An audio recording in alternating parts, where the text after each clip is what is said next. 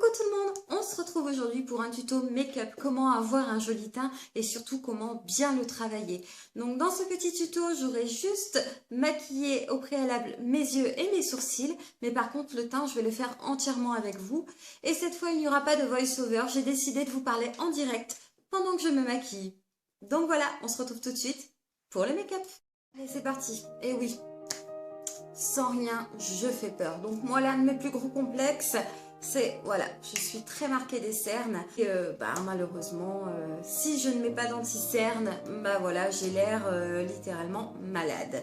Et je suis réellement très blanche. Là, à la caméra, je vous promets que ça va encore, mais en vrai, je suis un vrai cachet d'aspirine. Donc voilà pourquoi j'aime beaucoup faire mon teint.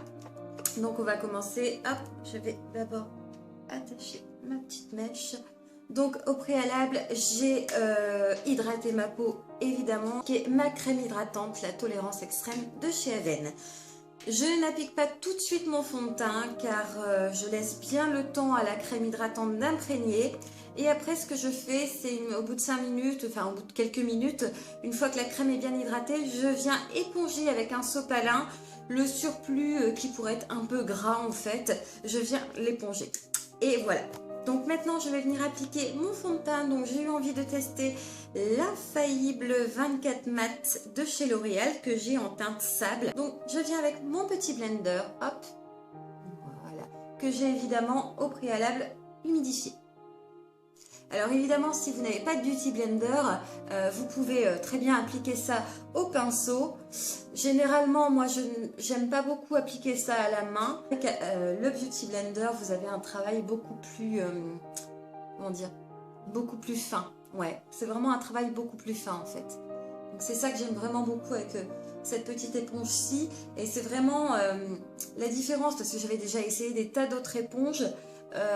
Et franchement, celui-ci, c'est vraiment un outil dont je ne me passerai plus. C'est vrai qu'à l'achat, c'est pas forcément donné. 16 € pour une petite éponge. Je peux comprendre que tout le monde n'ait pas envie de mettre ce prix-là, mais franchement, ça fait très bien son travail. Donc, comme vous voyez, je ne viens pas étaler.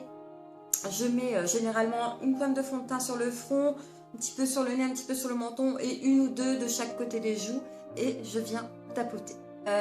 Je trouve que le teint, c'est l'une des parties les plus importantes. C'est vraiment là que vous devez prendre votre temps. Parce qu'un teint qui est mal fait, ça peut vous ruiner un make-up complet. Et même si vous n'avez pas envie de trop vous maquiller, rien qu'un teint bien fait avec un peu de mascara, mais c'est super joli quoi. Il y a des moments où vous n'en avez pas besoin de plus. Donc par contre, à ce niveau-ci, comme le fond de teint, je le trouve un tout petit peu trop foncé pour moi. Je n'ai vraiment pas envie d'avoir de démarcation. Donc là, en fait, je viens étirer la matière. Donc là, je ne tapote plus, je tire légèrement. J'hésite pas à tirer et remonter légèrement sur les oreilles parce que quand ça s'arrête là, ici, c'est pas beau non plus. Hop, on n'hésite pas au niveau du front à étirer un tout petit peu. Hop. Et voilà.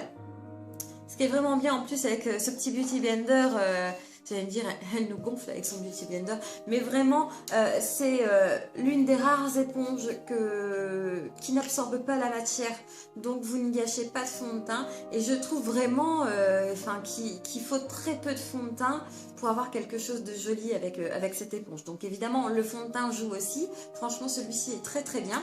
Maintenant, on va venir camoufler ces catastrophes, hein. Donc je prends mon effacieux de chez Maybelline. Hop. Voilà.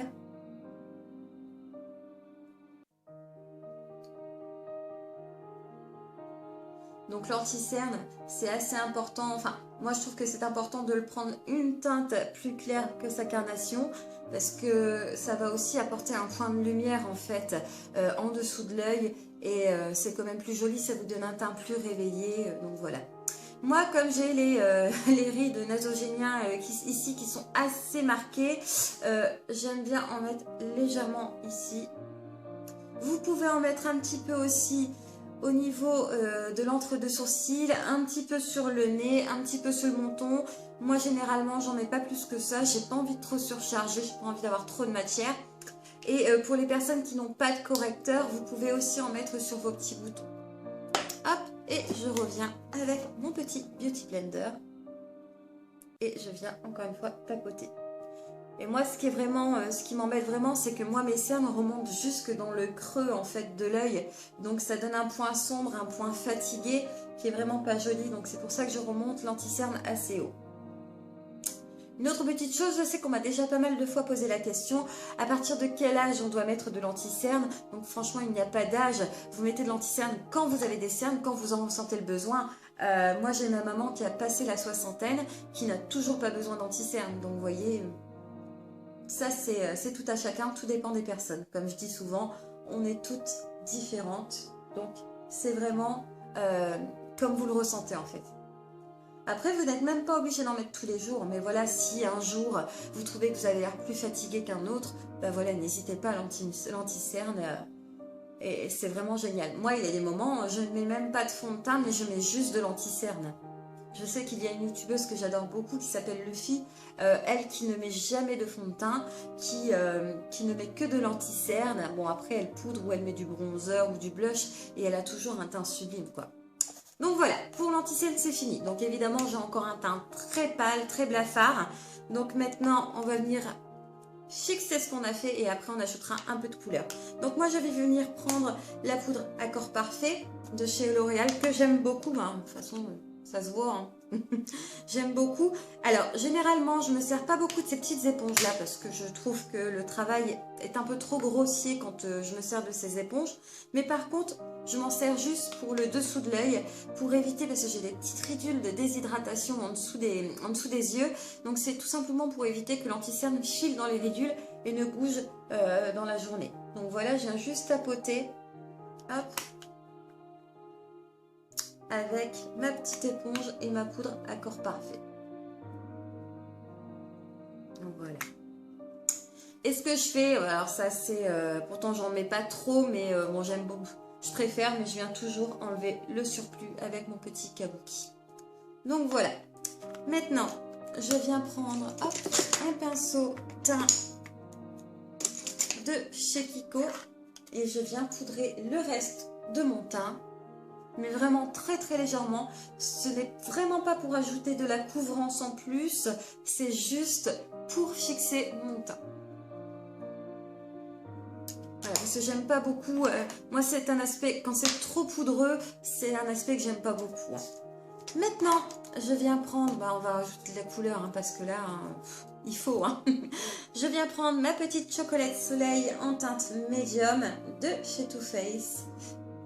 Et je viens l'appliquer avec un petit pinceau de chez MAC. Alors, c'est le 108. Alors, à la base, normalement, c'est un pinceau pour appliquer le fond de teint. Mais moi, personnellement, depuis que j'ai mon Beauty Blender, donc je ne m'en sers plus pour le fond de teint. Mais je trouve vraiment que pour faire le contouring, il est parfait. Donc maintenant, je vous explique le contouring. Qu'est-ce que c'est si vous ne savez pas? C'est l'art de mettre en valeur les bombés et les creusets du visage en fait, et les creux du visage. Donc le contouring, ça va vous permettre de sculpter un visage complètement. Vous pouvez même transformer un visage avec cette technique, c'est vraiment miraculeux. Si vous trouvez que vous avez un visage un peu trop rond, un peu comme moi, vous venez hop, juste en dessous de l'os de la pommette qui est ici, vous venez creuser hop, avec votre bronzer. Donc ça peut toujours paraître impressionnant quand on voit cette barre, mais évidemment, comme je le dis tout le temps, un beau maquillage, c'est de l'estompage, donc on va estomper. Donc, je viens creuser. Hop, et maintenant je viens juste ici en rajouter un peu. Hop, je descends. Donc en fait, je forme un petit C. Et je viens descendre en dessous, donc ça vous donne un 3. Alors, le fait de descendre en dessous, ça va vous permettre aussi de camoufler, entre guillemets, l'effet double menton que certaines personnes peuvent avoir et qui peuvent être complexées par ça. Donc, le fait de rajouter une zone d'ombre juste ici, eh ben, ça va vous faire un effet de lumière qui va camoufler ce petit défaut. Hop, donc je remonte ici. Donc, le contouring va vous permettre aussi d'avoir un effet bonne mine. Et maintenant, je vais venir, parce que bon, j'ai un nez assez imposant. Donc, je vais venir en rajouter sur l'aile les ailes de mon nez, hop, pour affiner un peu mon nez. Alors si je voulais accentuer cet effet, je viendrais rajouter sur la tranche de mon nez du clair, mais personnellement je ne veux pas pousser autant jusque là. Si vous voulez après raccourcir votre nez, si vous trouvez que votre nez est trop long, hop, on en met un petit peu sur le bout. Voilà. Et maintenant, je viens estomper tout ça. Alors vous allez me dire, oui mais tu vas enlever tout le travail que tu viens de faire. Non, non, non. Parce que j'ai bien appliqué, on a appliqué en plusieurs fois. C'est pas parce qu'on en applique en plusieurs fois qu'on en met de trop, non. Mais ça permet vraiment d'équilibrer ce qu'on vient de faire.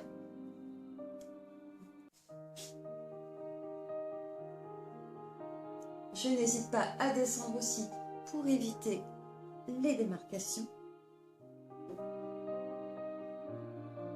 Et voilà.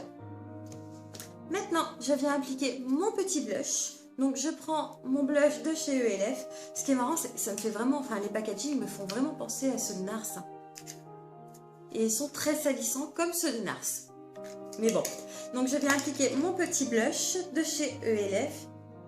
Qui vient de se casser. Ah, ça, c'est super. Enfin, bref. Donc, moi, c'est le Pink Passion. Hop. Je vais venir l'appliquer avec un pinceau de chez Essence qui est légèrement en biseau.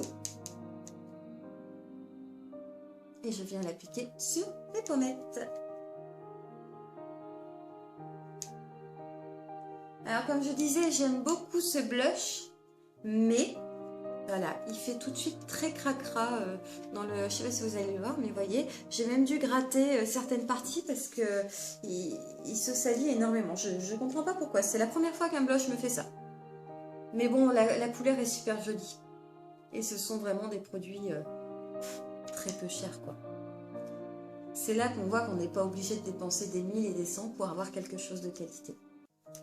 Donc voilà. Et maintenant, encore une fois, je viens réestomper et fondre le tout.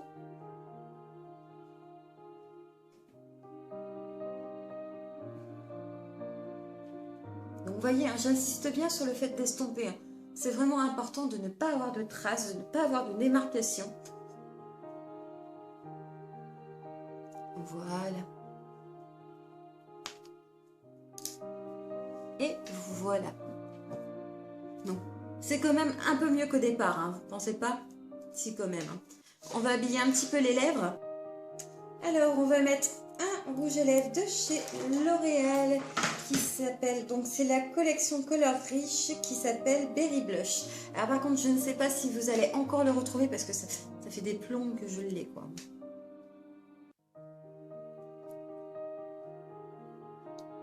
Hop. C'est une très jolie couleur, je trouve, qui est super adaptée à la saison, couleur automnale. Tout. Et en plus, j'ai un maquillage des yeux qui est dans les tons violet mauve. Donc je trouve que ça, ouais, ça s'accorde très très bien. Voilà. Par contre, moi, en tout cas sur moi, je trouve que sur les autres, ce serait joli. Mais sur moi, je n'aime pas les rouges à lèvres trop pétants. Donc je viens très régulièrement mordre dans un petit sopalin pour estomper un peu le tout. Et pour avoir un aspect plus naturel. Alors, si votre rouge à lèvres ne tient pas, vous pouvez très légèrement venir, vous mettez votre rouge à lèvres, vous le poudrez avec une poudre translucide et vous rajoutez par-dessus une petite couche de rouge à lèvres. Le fait d'avoir entre les deux couches de rouge à lèvres une petite couche de poudre, ça va vous donner un aspect, ça va permettre une accroche en fait. Et c'est une petite technique de maquilleuse professionnelle qui est pas mal. Voilà, j'espère que ce petit tuto vous aura plu. J'espère que vous aussi, vous allez oser vous lancer dans le contouring car c'est vraiment une technique super amusante et je trouve qu'on peut vraiment faire des choses folles avec cette petite technique. Ça permet de rééquilibrer plein de choses dans le visage. Ça permet aussi de camoufler certains complexes. Donc je trouve ça vraiment, vraiment sympa à faire. Et je sais que pas mal de personnes ont peur de passer à cette étape. Mais n'hésitez pas, c'est assez simple à faire et voilà, n'oubliez pas que le maquillage c'est du fun, ça permet plein de belles choses, ça permet pas que de cacher les complexes, mais ça permet aussi de révéler une certaine personnalité. Et puis ça permet aussi de s'éclater. Moi, tous les matins, devant mon miroir, je m'amuse à faire un make-up différent. Donc voilà. N'hésitez pas à me retrouver comme d'habitude sur Instagram. N'hésitez pas à aller voir mes précédentes vidéos. Je vous fais plein de gros bisous. À bientôt.